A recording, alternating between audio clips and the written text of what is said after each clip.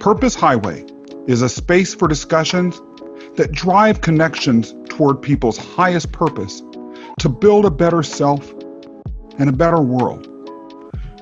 Join me for Season 1, where I start to uncover stories of entrepreneurs and thinkers that are making an impact. I'm your host, Scott Mason, and enjoy today's episode. Hello, everybody. It's Scott Mason here, revving up for another race down the Purpose Highway. And sitting next to me in the front seat is Marc Halpert. Marc is a LinkedIn coach and a blogger. He owns a company that markets e-commerce and cash flow solutions for businesses. And he is an author and a highly sought after public speaker. Marc, welcome to Scott Mason's Purpose Highway. It is so good to have you here. I am so happy to be here. I can't believe we finally got here. It's so good. And I am privileged to have you on the show, and I know that the audience is going to love the interview today. Let's start by going back to some of our pre-interview conversations. During those conversations, you described your entrepreneurial journey as a roller coaster ride that you love. And I can see by that smile on your face that you meant it when you said it. You weren't just saying that to flatter us all, and that's always nice. But you know, you started as a multinational banker, and you worked as a banker for many, many years. I have to say, I have known a fair amount of bankers in my life. When I think of bankers, I'm not thinking of people that love having their arms up in the air, doing the roller coaster ride thing. Talk to us a little bit about your journey to becoming a banker and what happened. Well, I took the traditional trajectory of go to graduate school, get an MBA. Now what do? Banks were hiring. I was smitten by the New York City bug. So I was hired by what was then the third largest bank in the United States to go into their multinational area because I studied international politics and international business. God, that stuff's boring. I was so bored. And then I said, okay, I can sell money like anybody. It's all green. It's all how cheap you make it and how you negotiate covenants with the lender, with the borrowers and what the lender can do to the borrower. I said, this is not a place for me. I just didn't belong there. Now, I have great friends to this day from 1979. We all came through the pits of hell together in training. And in the woods, I drove the back roads of Indiana and Southern Illinois. If you're from Indiana and Southern Illinois, I'm sorry, but back then it was not where this New York City boy was supposed to be from. And when I passed the same farmer with the same dog twice, I knew I was really lost. So that's when I decided, okay. So I went to the other side of the desk. I figured if I could be a banker talking to corporate treasury finance people, I could be a corporate treasury finance person speaking to the bankers. And I did that for a while, worked in a bunch of multinational corporations, loved it, fed my international interests. But then I got to the point, had 2 kids, college education looming, just didn't feel like it was for me forever. And I took the counterintuitive, insane, brave, smart step to go out on my own. When I had a daughter going into college. Now, you're not too smart sometimes when you give it all up with all the benefits and the this and the that, and you go, and then 2 days after your business opens, we have 9/11. Mm-hmm. And for a year, that business went nowhere. No one would see me. Everybody was licking their wounds. We were all stunned. And I'm out there peddling, hey, I've got the newest thing, electronic payments. You want to hear about that? And no one wanted to hear about anything new. But what comes out of tragedy as humans is opportunity. And that's when electronic payments began to pay off, began to kick off, because people were giving donations. And then we had tsunamis, we had earthquakes, we had hurricanes, and catastrophic, horrible stuff equal to or worse than 9/11, where people didn't know what to do. And electronic payments kept coming and coming, and people got comfortable with it. And then the world was catching up to me. And then we had 07, 08 with a recession, a really bad recession, and I was looking for clients, and I had no clients because no one was looking for any new vendors or new salespeople to come visit with them. So I decided I better find new people by researching, using the internet. Then somebody said, hey, you ought to look into LinkedIn. And I did. And that's where the bug got me, because that is where I found my true calling of connecting great people to each other, you and me, other people where we really connect and we really find a common ground. We become friends for decades. We make that friendship, that companionship, that collegial relationship stronger every time we're together. And that's why I teach it, because people are afraid to do it. And you need to be doing it. There is so much to unpack in what you just said that I'm going to have to step back a bit, because some of this that you put out here has some juice in it. And I've got to squeeze that juice so we can all really taste it and get a sense as to what this means and how it has all built up to this finding of your purpose. Let's talk a little bit more about your banking days. One of the things that was interesting in what you said, and that I personally can relate to, and that I would be shocked if at least some of our listeners cannot relate to themselves, is that sense of boredom. Tedium. Yep. You know, some folks find safety and security in that boredom. Some people assume that boredom is just what work is, and they walk into their job with no other expectation. Some people find it unendurable. Am I correct, first of all, in assuming that you found the boredom unendurable? Or was it just that you didn't expect that from your work? Or why exactly would boredom trigger you making a change in your life? Really good question. Put yourself back to 79, 82, 85, 90. Everybody was on the 5-year plan. You never stayed any place less than 2 years, and you never stayed any place more than 5 years. So I just took the 5-year plan at face value and just changed jobs or changed careers every 5 years. Now, that's gutsy. And in a lot of cases, it's really scary, because you just are thrust into either a new organization where you have to find your way, or a new industry where you are in a new organization and a new industry. You have to find 2 times the ways. That's hard. But I love that challenge. I love to be able to continue to grow my expertise, my skill set, layer on new skills, and find the right people to learn from. And those are some of those people I'm still in touch with, like I said, from the late 70s. Marc, when you were a little boy, were you the adventurous little boy? Or were you the boy whose parents told him this is what you do and you did it? I did anything I was told to do. I was a good soldier. Look, we were all taught not to talk about ourselves. Don't do anything creative. Be quiet.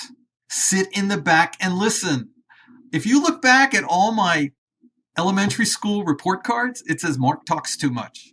Marc should listen more.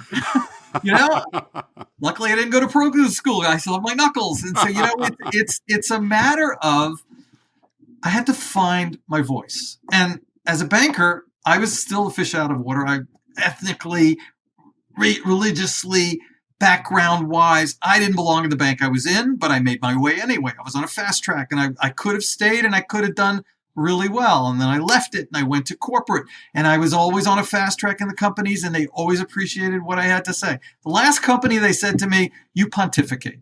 And that's what I'm doing right now. I'm talking about stuff that's important to me, and that's when I think I decided that what was important to me wasn't important to them. You say that you love the ups and downs of the entrepreneurial roller coaster. Okay.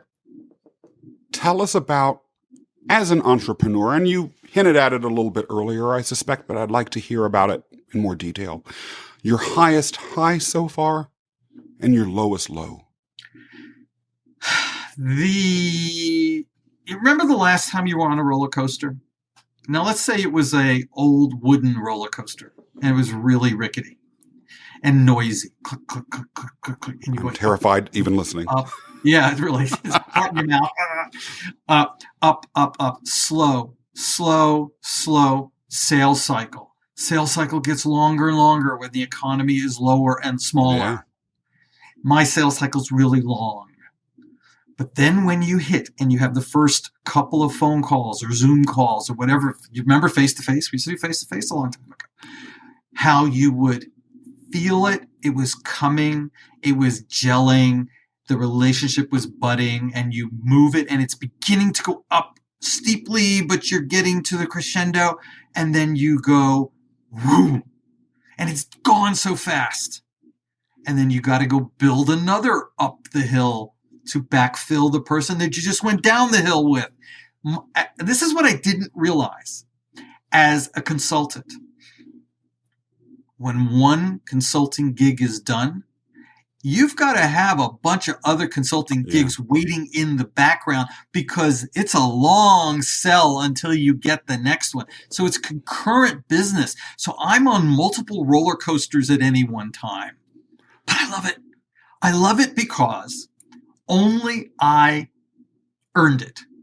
Mm-hmm. No one else, like big corporation, everybody's like cog in the wheels, everybody's moving along in the same direction.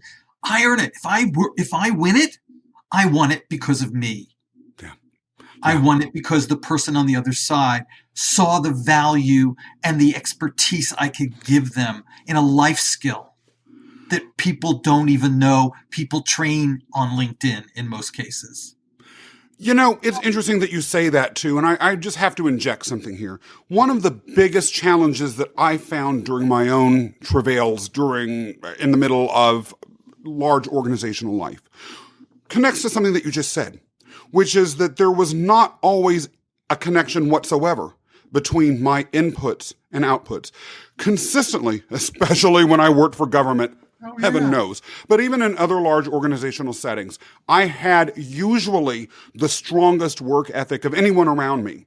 No connection to promotions. The quality of my work was almost always praised. No connection to promotions. I was easy to get along with. No connection to promotions.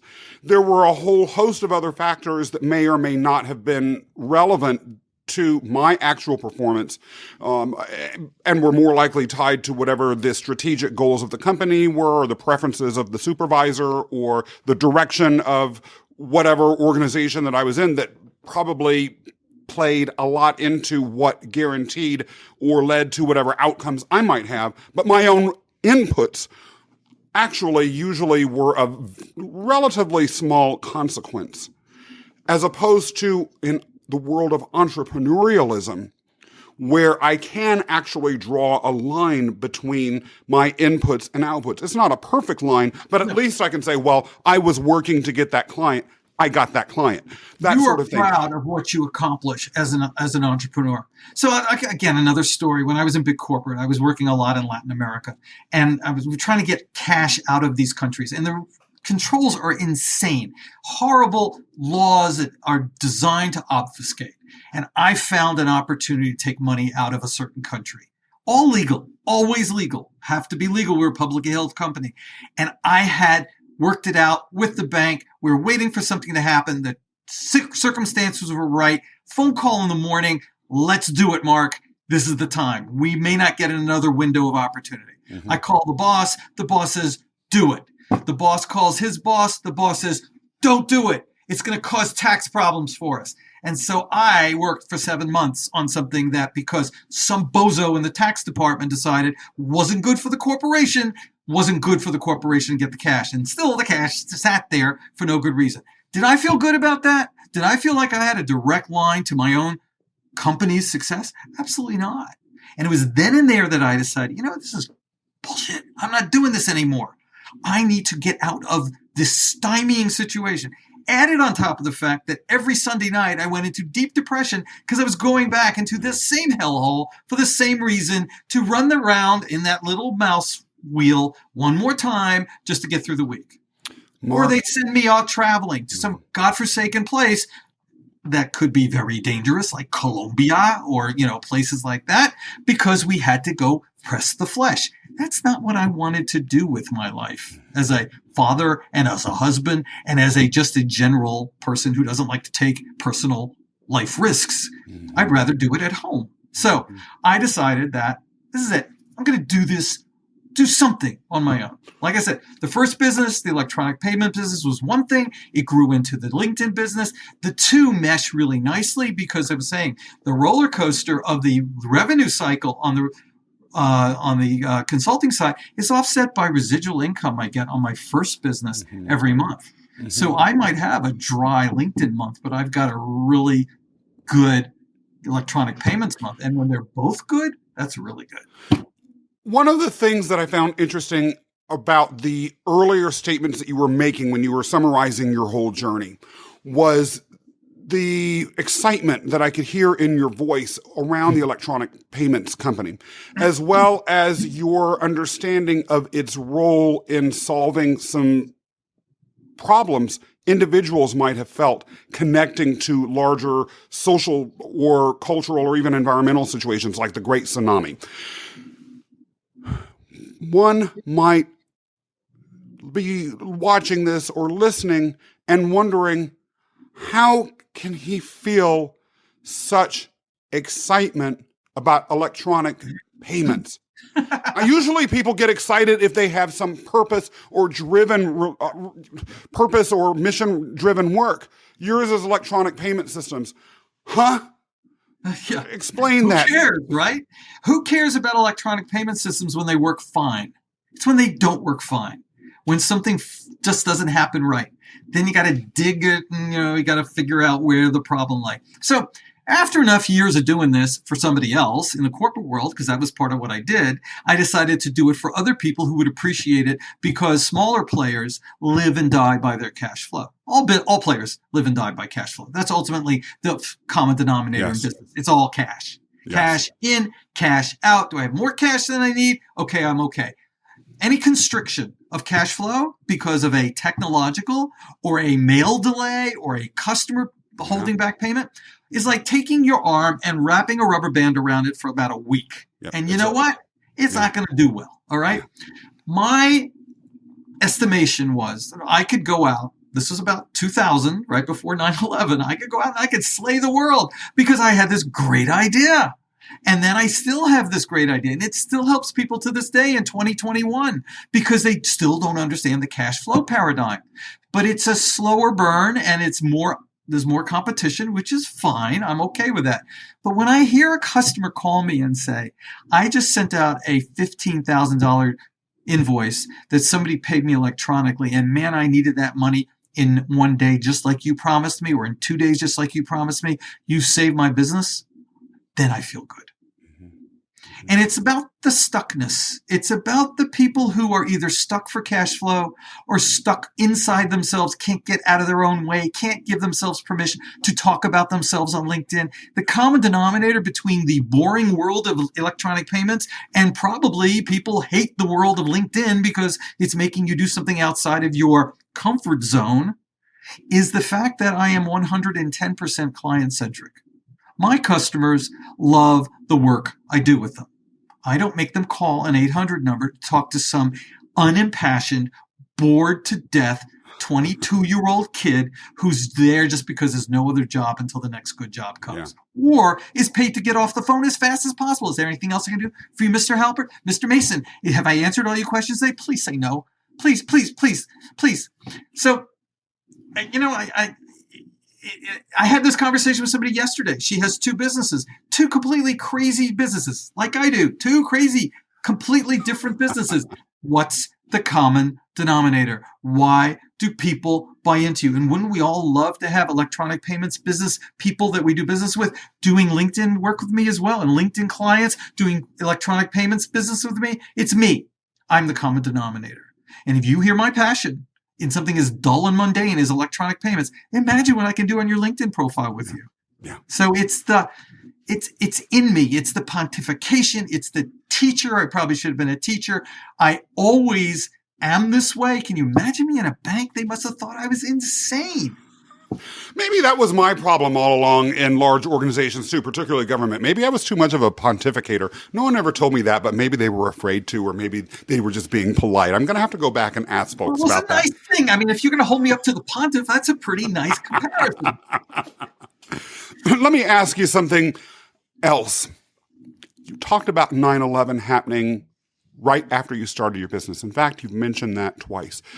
This is being taped at hopefully the tail end of a similarly profound and transformational event that has impacted the culture and economy of the entire world in a way that really in our lifetime, probably nothing except 9/11 can even begin to compare to. In a way, definitely in terms of body count, in terms of the length of time that people have endured suffering, the current crisis that we're in now far outshadows 9/11. Yeah. However, in terms of a single dramatic event, particularly for those of us that are in the New York City area or were at that time, it's hard to imagine anything in American history that can compare to 9/11. And its economic impact reverberated for many, many years afterwards. How did you feel when 9/11 happened and you began to realize what that would mean for you? And how did you continue to make it through? How did you not give up? I was downstairs in my home office setting up my business.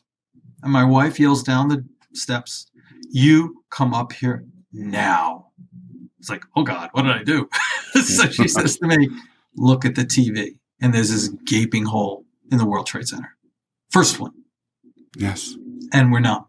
We don't even know what to say. We've never seen this. I've never been in a war zone. That was as close to a war zone as we ever have. We had just been in New York City that Sunday, that morning, Sunday morning, on Circle Line. And we have a great picture of my little kid, who's now a 33-year-old kid. He's in front of the World Trade Center, and that was the Sunday before. And people who died there, and people who knew people who died there, and going back to the train station in my town in Connecticut and seeing all the cars still parked there. And you know that it is a life-changing moment. Like I remember when John F. Kennedy was killed, and I remember this, and I remember that. So these are memorable moments. But then you say to yourself, what do I do next? No one will see me. No one wants to hear from me. That's when I work harder. That's when I put my nose to the proverbial grindstone and churn away at something new. What am I doing now in the middle of the pandemic? I'm marketing my butt off right now with you, with so many other podcasts I have for this week, next week, for advertising work that I'm doing, for video work that I'm doing, whatever it is. And I learned in 2000, and I learned in 07, 08, and I learned again in 21.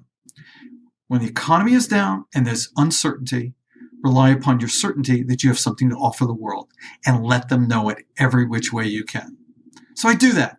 I blog every single morning in the week. And it's always something that's of value to other people. It's excellent too, by the way. Thank you very much. I like to make it something in my LinkedIn world that I see, my LinkedIn life that I see, that has an effect on other people. And people comment on it from all over the world. And I love it, but I just sometimes wonder if I'm screaming into the abyss. But okay, I'm at least helping them. So it's this valuation, this need to be validated that all entrepreneurs have, because all entrepreneurs are very, very flimsy in their work because we know it could go away in a heartbeat. Yes. Who thought a pandemic would occur and all these wonderful restaurants and all these other wonderful theaters would be gone in a moment. Yes. Maybe never to come back again. Yes. Maybe hopefully to come back in some way, shape, or form. So all of this has been me transforming myself and adapting to my environment and trying to give my environment just a little bit better than I got from it. It's interesting, though, when you talk about particularly your blog. I had a conversation yesterday with someone who will be a guest on this podcast in the future. And she was telling me how she also regularly puts things out on social media. It might be her dancing. It might be her talking. It might be her doing this, that, and the other. And she has assumed because no one comments on it or no one likes it, that it's just going out into this electronic abyss. And then she recently went back to her hometown, and everywhere she went, "Oh, I've seen your videos. They're incredible. Oh my God. Thank you so much.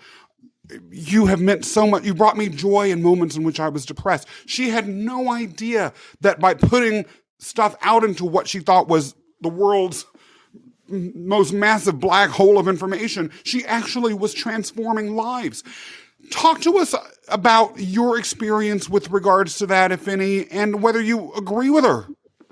I definitely agree with her. Two ways. One is, and historically, I wrote a LinkedIn article a while ago on my LinkedIn page. I loved it. I thought a lot of people liked it. 7 or 8 or maybe 9 months later, after I publish it on LinkedIn, I get this little note in Farsi, the Iranian language. Mm-hmm. I don't read Farsi. I took it to my friend in the city. He read Farsi. He said to me, "You have touched this woman in a way that she doesn't even know how to express. Wow. And you don't even know who you're talking to." And she says something like this, and I'm paraphrasing, of course. She's like, "We don't get to read material like this where I live. You have made my eyes open up. Thank you, thank you, thank you so much." I love that. Does that happen often? No, it really doesn't. Okay. But it's sometimes the thing that keeps you going in between. Right now, I'm working on a project with 2 guys. They've been reading my LinkedIn material for 9 years. They never once made a comment, but they hired me because they knew I exist. Mm-hmm. They came back to me and they said, "Okay, we are now ready for you. Tell me, wrap a story around how we can work together." And when they did, I said, "You know what? This is, for me, this is exciting because I just finished a project very similar to this and I get to expand upon that project. Thank you." And they signed it and we start next week. And I'm not making this crap up because it's real. And you don't know who's out there and how long they're reading unless you ask them for a call to action. And all my posts say something like this. Do you agree? What would you have done? Have you ever had a situation like this? Please give me more than emojis and little clappy hands and little thumbs up because it tells me nothing. Yeah. Would you please tell me why you liked what I wrote so I can get better at what I do so I'm better for what you want to read? Then 99% of the people, even when I ask them to give me comments, give me a thumbs up. Yeah. I can't change the beast. The beast won't move. So this lazy brainlessness that we are succumbed to in social media, I try to rise against that every way I can. I'm not going to follow the pack. That's not what I do. It's interesting also the impact that making those comments can have. There is someone who I have noticed in the past couple of months comments on practically everything that I write. And I have not met him, although I'm almost certainly going to reach out to him and suggest that he and I have a meeting. But he's come to my attention simply by virtue of the fact that maybe I've shown up on his feed due to some shared connections, and he's taken that time and effort over and over again to make substantive little remarks. That person that I don't know, I have come to read up on. Who is this person that's taking the time to show me that what I'm putting out there has impacted him? I've taken the time to read his material, so I'm getting now a better sense about who he is and what he stands for and what his message is. And I actually have developed a sense of appreciation and a bond with someone that I've never met face to face, simply because he's taken that time to do that. And it's a surprising but very impactful way that a total stranger has made a connection with me. What I always tell folks is that when you're making a comment on someone's post, you don't know how they might be feeling having put that out there. They might have been nervous. Am I going to be rejected? Or is this going to go into this abyss we talked about earlier? Or is this really speaking to someone? And if for no other reason than you letting that person know that what they wrote or posted spoke to you enough that you felt the need to put up 2 or 3 words even, that is giving something to someone beyond what you might even be able to appreciate, as that case in point illustrates. Couldn't agree with you more. Give me a moment of your time by reading. Give me half a moment of your time by a comment. Why did you like this? That's all I'm asking for. It sounds sappy, but the memory of that comment that person left for you will last far longer, and the appreciation will last far longer than the 2 seconds it takes to write, oh, that really spoke to me. Bravo, Scott. So happy to read this. How long does it take to write that? Yeah. Just a little something. Now, that's not the most warm and wonderful comment that you'd ever want, but you're getting something back from the abyss. So I always like to say things like when somebody takes a new job, congratulations, bravo, brava, as the case may be, they are lucky to have you. Yeah. You know what you can do? You put them up on a Word document and you copy paste them into LinkedIn all day long. They still feel good about it. So I've given away a big secret. I don't do happy birthdays anymore. I don't care. I care about your work anniversary. I care about a success you've had. I care about when you have a question and I can answer it for you. That's part of the global conversation that LinkedIn provides us that most people don't even begin to take the smallest advantage of. Which goes right into my next question then. How can LinkedIn help people on their own journeys down the purpose highway? LinkedIn can't help anybody. You have to help you. You have to give of yourself. You have to write your career narrative into LinkedIn, not copy paste your resume into LinkedIn. You have to give warm, fuzzy information that people will like in a story and recall later. You have to tell your progression. And if you had regression, or you've been let go, or you are temporarily unemployed, that's okay. That's fine, because we all have had something like that, or we've known lots and lots of people like that. Yes. You're not the only person in the world suffering in this economy. Yes. So be honest, be open, be real, be relevant. I could give you 1,000 adjectives. Talk to the audience. I, and a power verb. Let's leave the verbs of was, had, made, did for elementary school. Let's talk as we're speaking to the board of directors. We're making a pitch. Whether you're pitching your consulting business or you're pitching yourself as an employee, you are talking to higher ups, and they need to fall in like with you enough to want to contact you. So the rest is up to you. So when they call you on the phone, you sound on the phone like you read in LinkedIn, and there's not a disconnect in your personality. They're getting 110% of you every time they have contact with you. You want to say something? Go ahead. Well, there's an interesting conundrum, though, in what you're saying that I would be curious to get an answer around. I have feelings about this myself, but look, I defer to you because you're the expert. And let's face it, a lot of the people watching or listening to this are probably going to have this exact same question.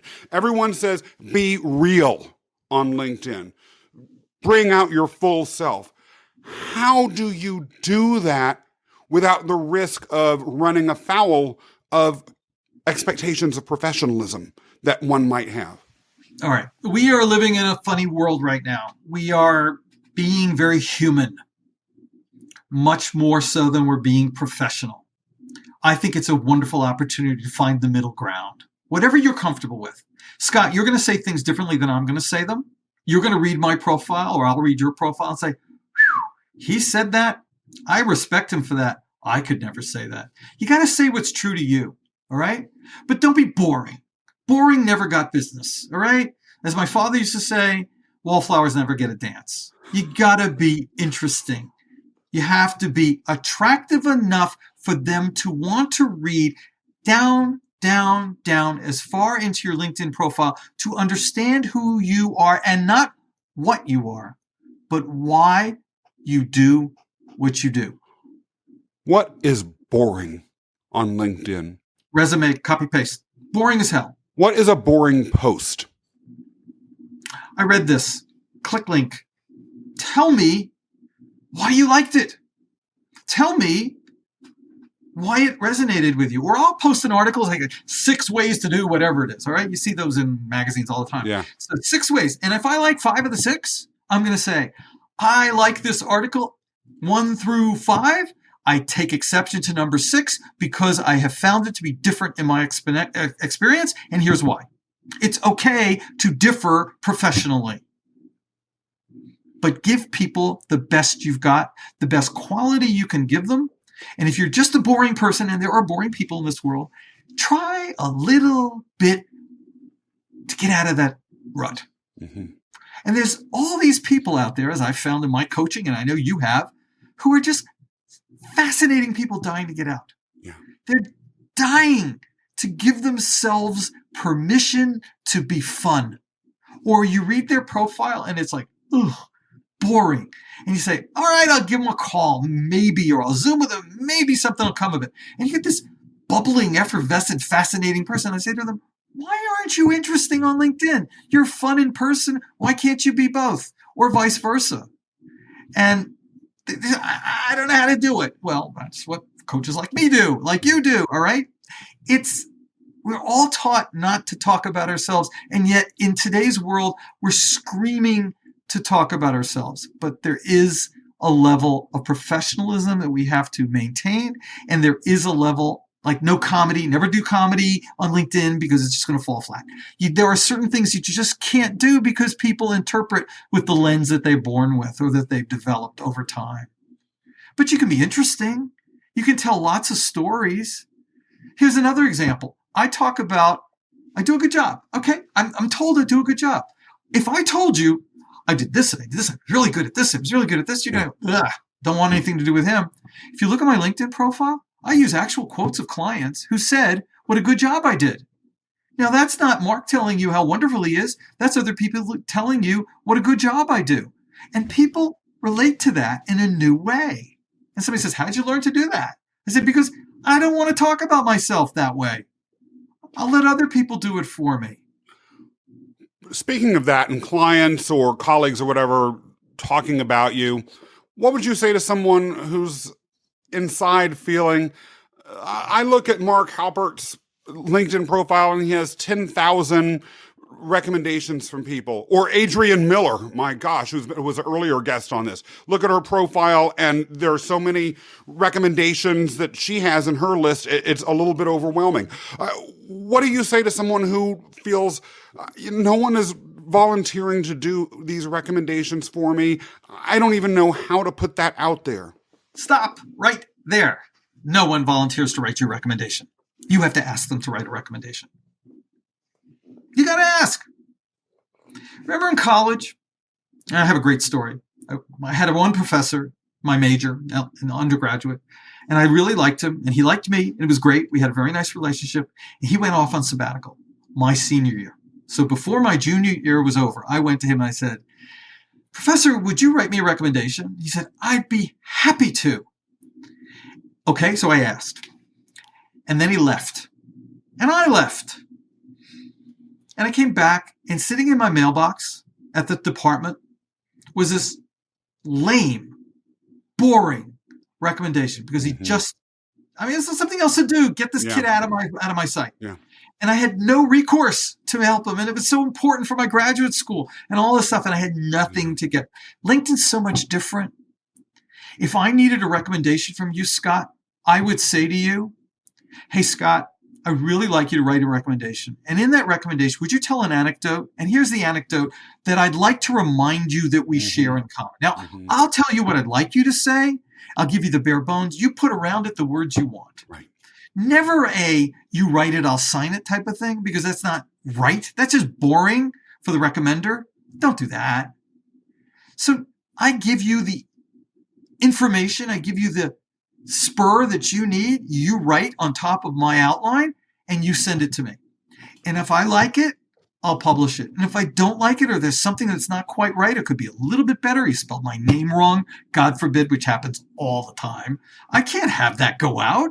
I send it back to you. I say, hey, you could make these couple of changes. And could you give me a little bit more sentence on this, that, or the other? And you send it back to me and I like it and I publish it.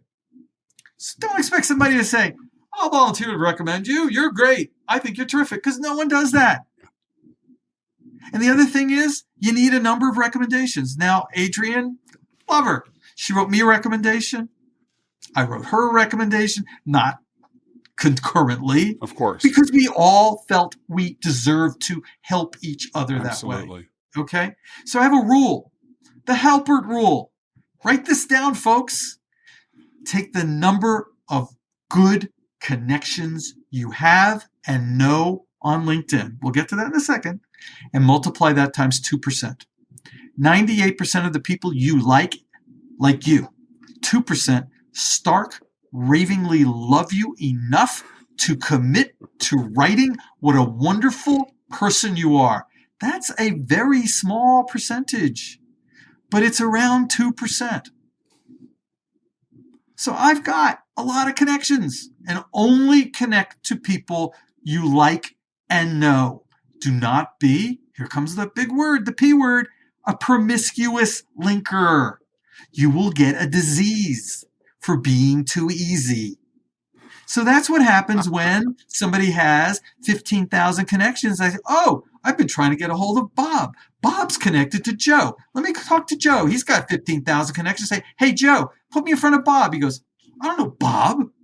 I don't know who the hell you're talking about. And I'm looking at Joe like, you're a fool. You've just wasted everybody's time by connecting everything with Carbon Life Force. Don't do that. So it's the recommendations. It's the 2% times the number of really firm, good people you're connected to in your entourage. You. And I got a lot of connections. I know every one of them. I have vetted every one of them. I have talked to every one of them. I have Zoomed with every one of them. Somehow or another, we have all done business or decided the privilege of connecting was important enough to count in my connections. The metaphor I use, your doorbell rings. Do you let anybody on the other side of the door into your house? Well, yeah, that's where the P word comes back in. It depends on who you are. Well, we'll leave it at that. Yeah, this part won't be part of the snippet on LinkedIn. I use that word. I get people go, he said the P word, But like, you know what? When you use words like that, I mean, it's not like there's anything inherently wrong with that word. Exactly. It is not boring. And they remember, and somebody calls me, he goes, I'm not a promiscuous linker. I have a question for you. It's like, okay. Marc, you've given us so much advice and you've told us so many interesting stories, but I want to wrap it up in a quick bow. Okay. If you had to say in a few sentences what your own purpose on this planet is, what would you say? My job is to make it easier for other people to thrive, succeed, and shine. And if that's your cash flow, or if that's your professional ego on LinkedIn, and you do it in a good way, and you call me giddy, squealing, I just got a piece of business from LinkedIn, and I feel so good. What you said to me finally worked. Makes my day, makes my week, makes my month. So I am here to make other people talk about their why. Mm-hmm. Simon Sinek's book. Yep. Start with why. You haven't read it? You got to read it. If you haven't read it, don't have time to read it, don't read well, watch the YouTube. Go find it. But get it. Then go see a movie. Pay it forward. I pay everything forward. I saw that movie. I was in tears, not because the kid dies. Oops, there's the end of the movie. Sorry. Not because the kid dies at the end, but because it spoke to me. I always gave more than I got. Yeah. If more people did that, we'd be in a lot better shape than we are right now. Yeah. And we'd all be doing a lot more business with each other together. Yeah. Marc, I find it impossible to believe that the people watching or listening to this will not want to find out more about you immediately afterwards. Okay, then do it. So tell us a little bit about some things that you've got going on. Your LinkedIn profile is in the show notes. However, shoot out how you would like us to find out about you, your website, information about any upcoming projects you have. Okay, great. Love it. All right. So yes, LinkedIn profile, show notes, take a look at my profile. Please don't ask me to connect with you if I don't know you. I mean, please, I know everybody. I know our connections. So if you want to follow me, great, follow me. I'm the number 11th most followed LinkedIn coach in the world right now. I'm growing faster than any other of the other 12 through 1 million LinkedIn coaches in the world. That's okay. Following is fine. Go to my website, collaborate.com. That's what we're doing here, connecting to collaborate. That's what it's all about, right? I love it too. In there is a tab on the website for my blog, daily blog. Set your clock to 8 a.m. every business morning. You're going to get something from me. It won't be brilliant every time, but it's as brilliant as I can do every day. You know what? It ain't easy to write a blog post every single day. Tell me about it. I don't even know how you do it. I'm blown away by folks like you. I wonder how I do it, but I get lots of input from my world. It's absolutely amazing. Writing a book. Well, I've written 2 books already. You see them behind me. This one and this one. This book is written by the published by the American Bar Association. I wrote it for them. LinkedIn Marketing Techniques for Law and Professional Practitioners. April 26th, it comes out in 2nd edition. That's what I should be doing right now, but I chose to spend the time with you, Scott, because editing your book is so horrible. It's so much work. Anyway, it's due Friday, so I got to get back to that. The other book I wrote is LinkedIn for Nonprofit Professionals, the only book on the market aimed at nonprofit professionals, NGOs, and membership associations. On Amazon. It's an advertisement for Marc, but nonetheless, all these books are designed for people who read and learn through book learning, because not everybody reads and learns through e-courses. And I've got e-courses for baby boomers. I got e-courses for college students who are graduating and don't know how to get out of the way and get in touch with good people who want to hire them in a down economy, in a pandemic economy. We've got another e-course for nonprofit people. So I've got all these e-courses out there. I teach. Everything I do is a teach. It's a teaching opportunity for me to make somebody do better. That's my goal. I absolutely love it. Marc, it has been great riding with you down the Purpose Highway today. Thank you so much for joining me. Everybody, if you enjoyed the show, be sure to leave a positive review on Apple or subscribe either on the Purpose Highway website page, to my YouTube page, or on any of the various different platforms. And Marc, you're waving your finger at me, so tell me what you're going to say. Tell us what you liked that you heard here. Tell us why we made a difference for you. What Scott said and did, or maybe one or 2 things that I did, but the fact that there's a highway means that there's a path someplace new. And that's where we're all going. We're always on the journey. I have to say, I love that. And I'm going to steal that and add it to the end of every podcast going forward. Thank you for that. And that's why you all listen to the Purpose Highway, so you can get tidbits like that and learn and grow and be something greater, just like you helped me become something a little bit greater right now, Marc. Okay. Everyone, I will see you next time for another episode of the Purpose Highway. Thank you for listening to today's episode. Join our community today at purposehighway.com. and subscribe to get notified when new episodes go live. Scott Mason, checking out.